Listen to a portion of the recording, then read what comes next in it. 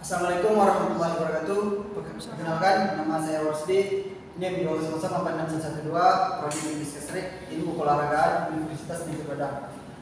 Yang pertama, marilah kita ucapkan kepada Baginda Nabi Muhammad SAW dengan melafalkan Allahumma sholli ala sayyidina Muhammad wa ala ali sayyidina Muhammad, yang mana beliau telah dari alam kegelapan sampai sekarang kita dibawa ke alam terang benderang. Di sini saya sebagai narasumber mata kuliah seminar, yaitu tentang materi pertama, pengertian seminar, tujuan seminar, dan fungsi seminar. Yang pertama, saya ucapkan terima kasih kepada Bapak pembimbing, yaitu dosen pembimbing DR Pak Damrah MPD dan Pak Ade Zalindro SPD dan MPD.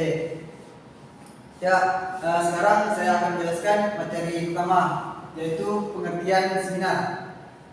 Pengertian seminar adalah suatu pembahasan masalah secara ilmiah, walaupun topik yang dibahas adalah masalah sehari-hari.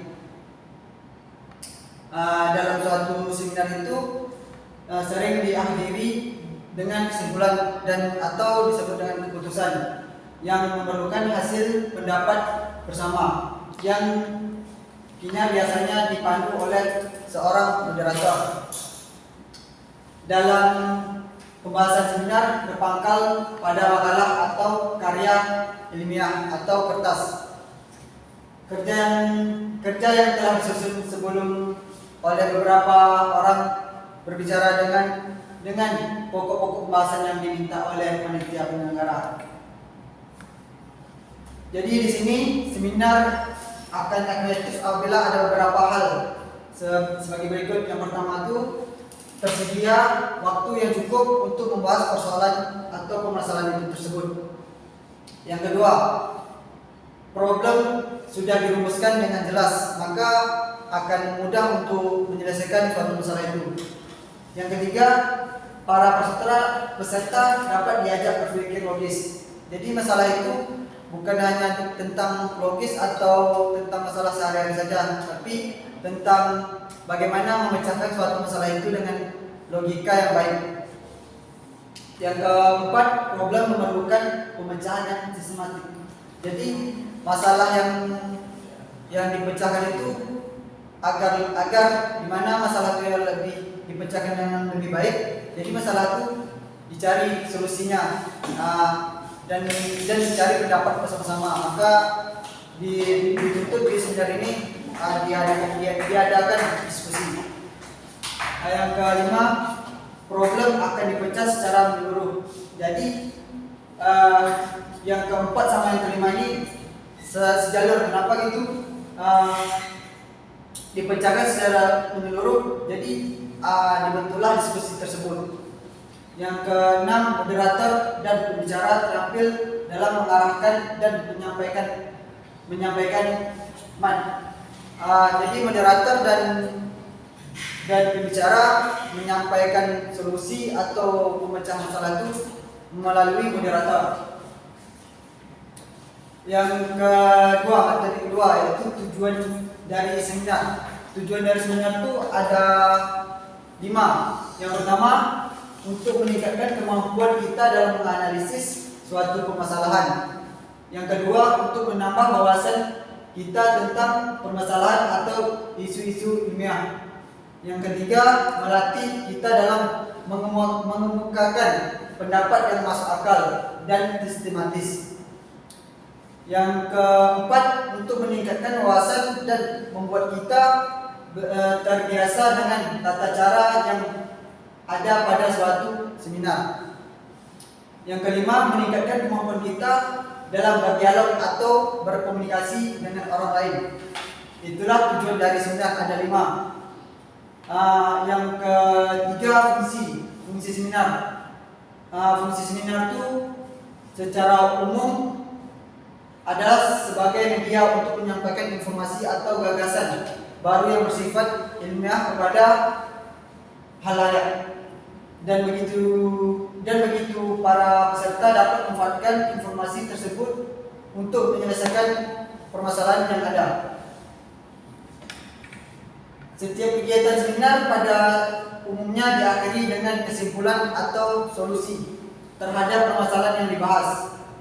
Jadi solusi tersebut dapat diaplikasikan oleh para peserta seminar dalam kehidupannya baik secara langsung maupun tidak langsung. Itulah fungsi seminar. Oke, manfaat seminar ada 4. Yang pertama, tempat mencari ilmu. Yang kedua, menambah teman. Yang ketiga, menambah pengalaman. Yang keempat, meningkatkan kepercayaan diri dan kemampuan berkomunikasi. Jadi yang pertama itu tempat mencari ilmu. Jadi seminar ini, setelah mengikuti seminar, pengetahuan kita akan bertambah. Kita tak hanya mendapatkan pengetahuan dari pemakalah, tetapi juga dari pertanyaan atau tanggapan yang diberikan oleh audiens. Yang kedua, menambah teman. Jadi seminar juga bisa menjadi ajang untuk menambah teman. Karena apa?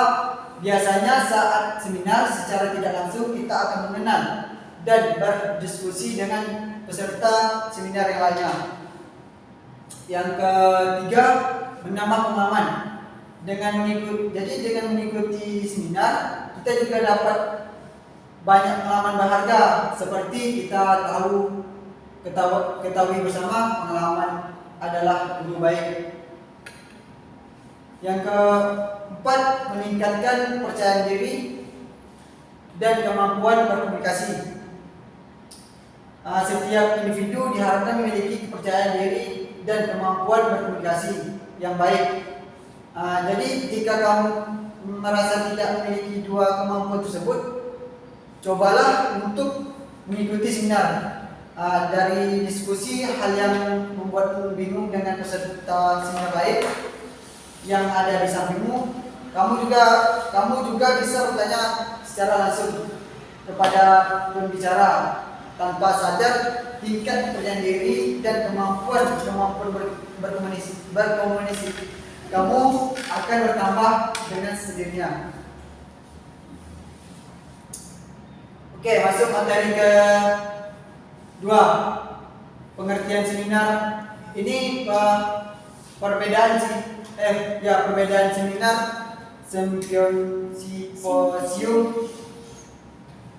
yaitu yang pertama, seminar adalah kegiatan untuk menyampaikan suatu karya ilmiah. Jadi kalau simposium ini adalah pertemuan dengan beberapa pembicara yang mengemukakan pidato singkat tentang topik tertentu atau tentang beberapa aspek topik yang sama. Diskusi dengan workshop ini perbedaannya, sedangkan diskusi itu merupakan suatu metode untuk memecahkan permasalahan dengan proses berpikir secara kelompok. Kalau workshop adalah bahasa Indonesia disebut dengan lokakarya, disebut juga sangkar kerja, atau lokakarya adalah pertemuan para ahli pakar untuk membahas masalah praktis atau yang bersangkutan dengan laksana dalam bidang keahliannya masing-masing.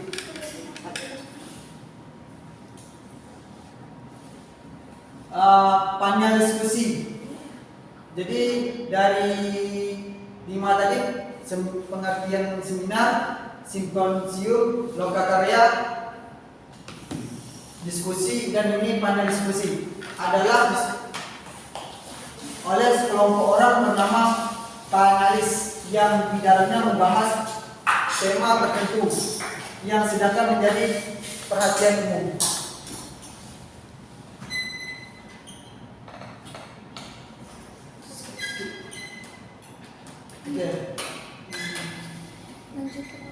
Oke, masuk materi ke-4, yaitu pengertian berbicara. Jadi di sini bagaimana kita mengemukakan pembicaraan kita itu. Jadi tujuan dengan jenis berbicara itu ada 4, yaitu tujuan sosial manusia, yang kedua tujuan ekspresif, yang ketiga tujuan ritual, yang keempat tujuan instrumental.